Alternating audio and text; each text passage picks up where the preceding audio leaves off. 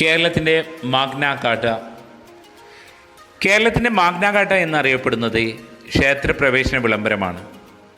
തിരുവിതാംകൂറിൽ 1936 നവംബർ 12-നാണ് ക്ഷേത്രപ്രവേശന വിളംബരം നടത്തിയത്.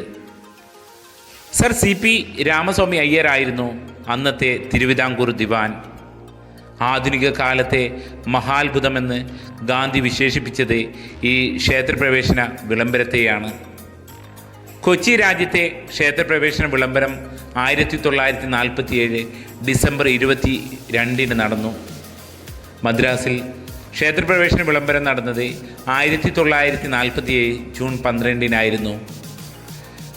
മാഗ്നാ കാട്ട എന്ന വാക്കിനർത്ഥം മഹത്തായ ഉടമ്പടി എന്നാണ്.